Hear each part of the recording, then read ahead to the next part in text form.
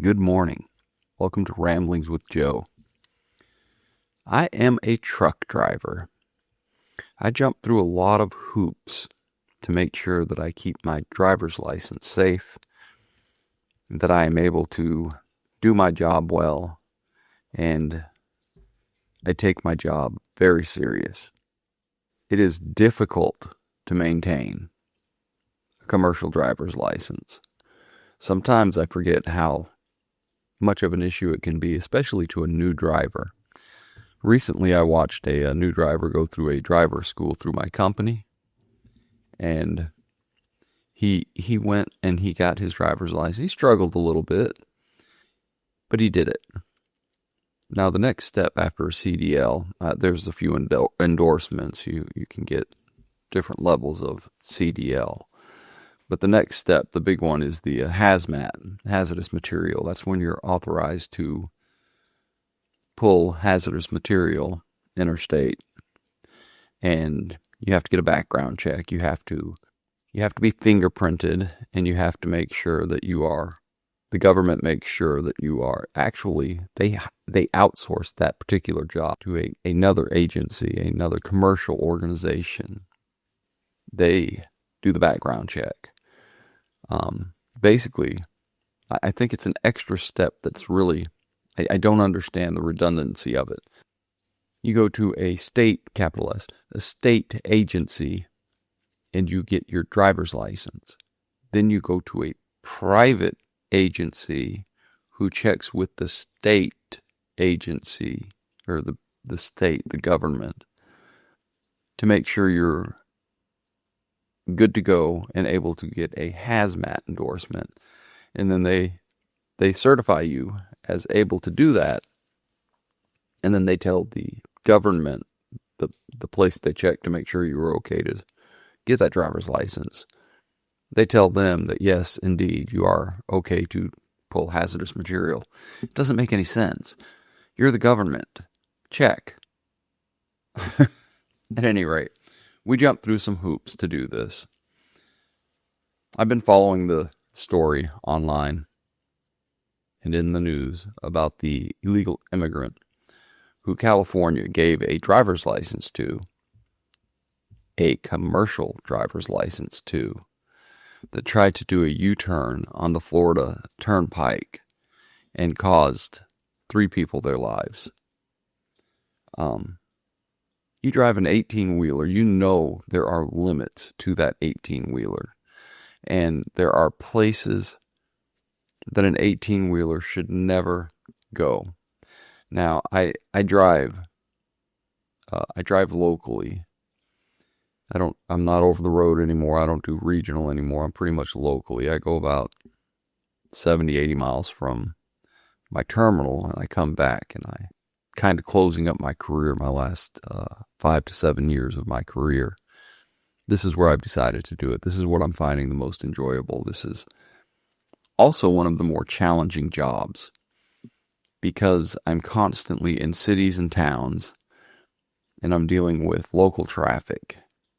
So I'm very familiar with what a truck can and can't do.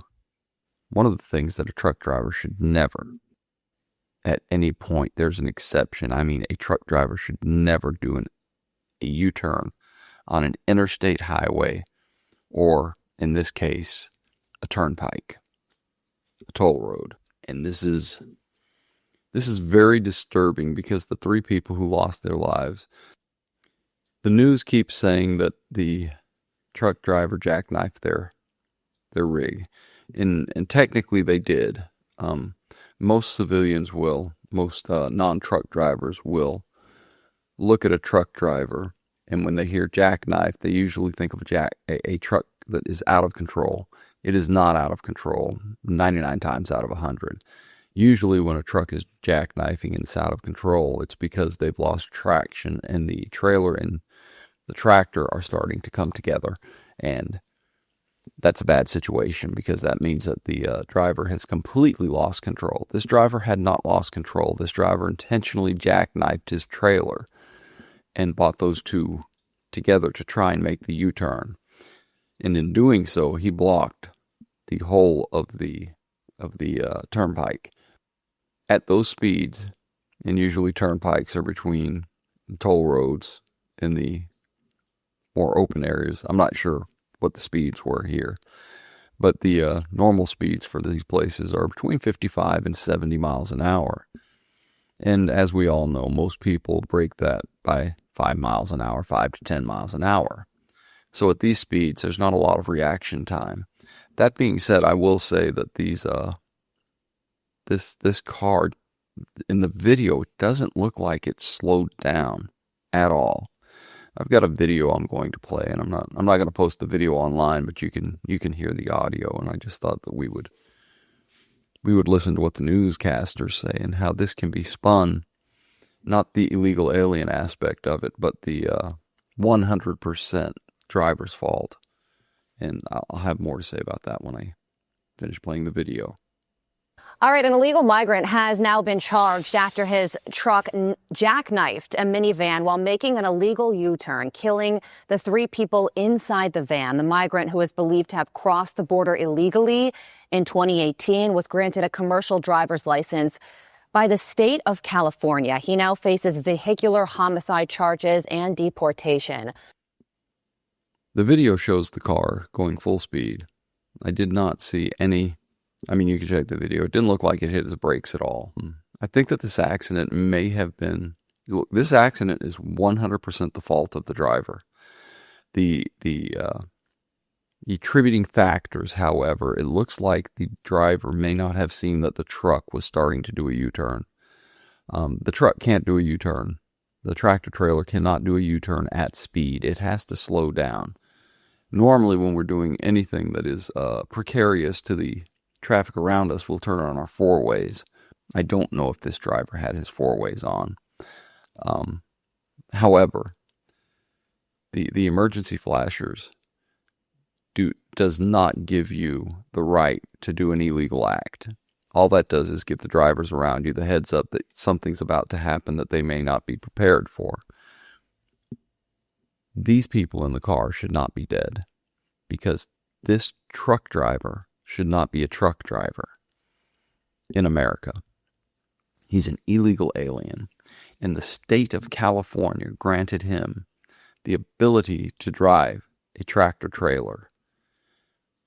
And that tractor trailer that should not have been where it was, because the driver should not have been where he was, should not have been given, he should not have been given the right to drive on our interstates and roads. The idea that we now have illegal immigrants driving tractor trailers, it's an affront to every professional driver. It is an affront to every professional driver on the road. It is a difficult job, to say the least. It can be both physically tasking and mentally tasking. You have to drive for every other car on the road. I have spent time at intersections knowing that I probably could have made it out, but I've decided to wait because we have people's lives in our hands.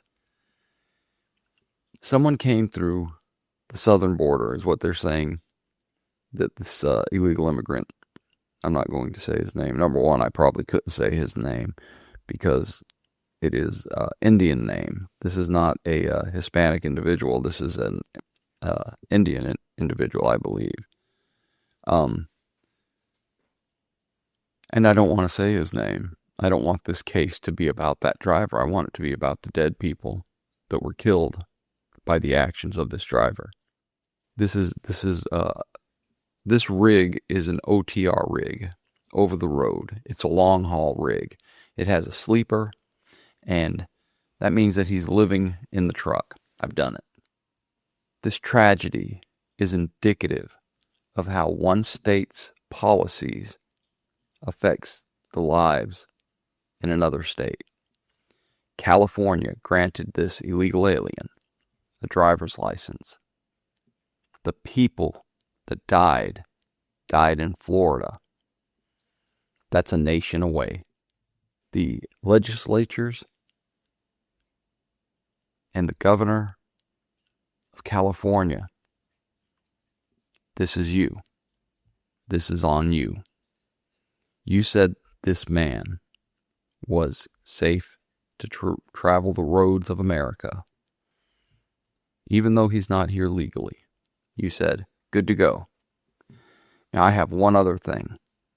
The company that hired this driver, the family of these killed people should now own that company. Lock, stock, and barrel. People died.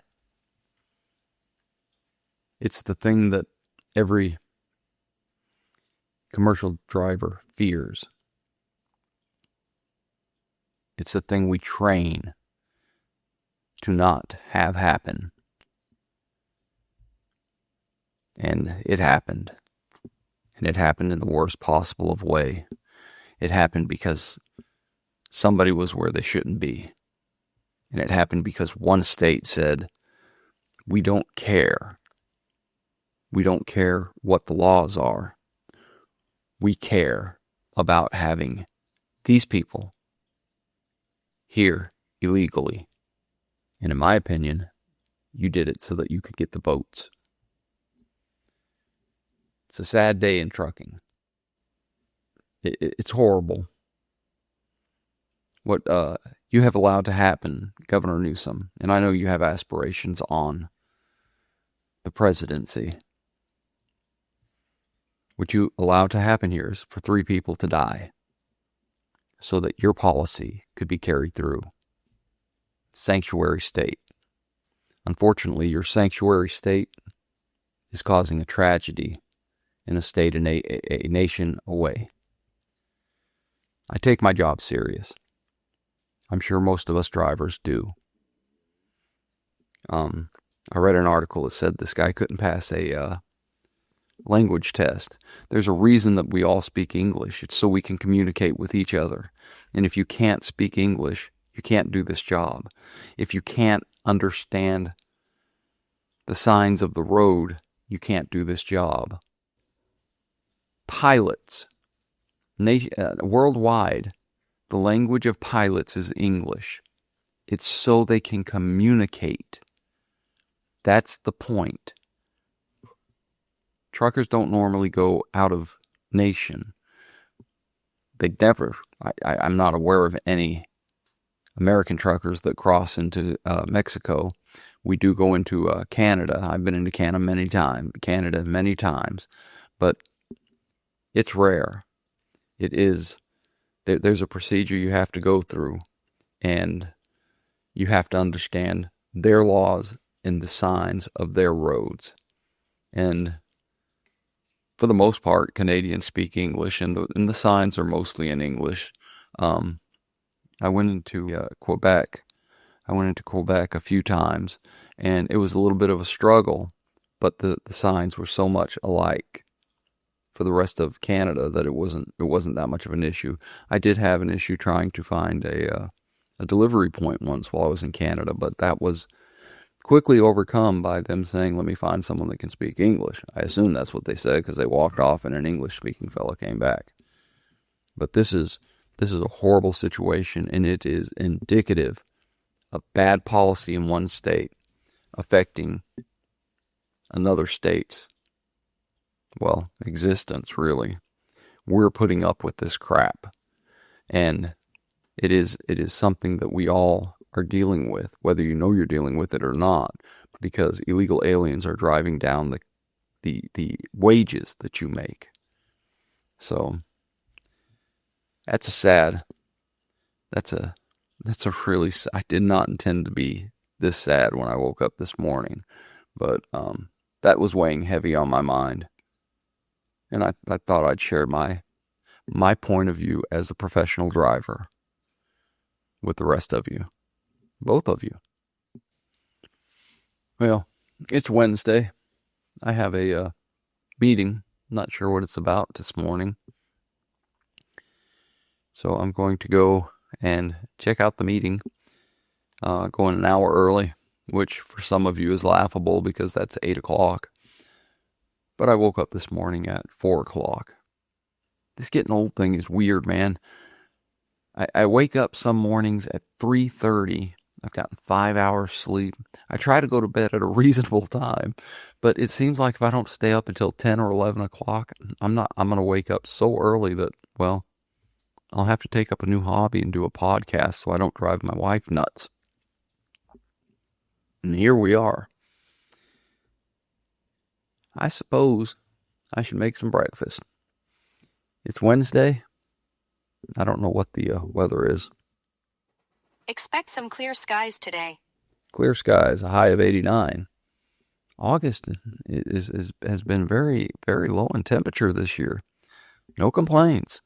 I'm more than satisfied. Still sweating a lot at work. It's so humid right now, and but it's been enjoyable. Wednesday. I hope you guys have a fantastic hump day. I hope that you have safe travels, and I hope you find peace, love, and dream. Until next time, ciao.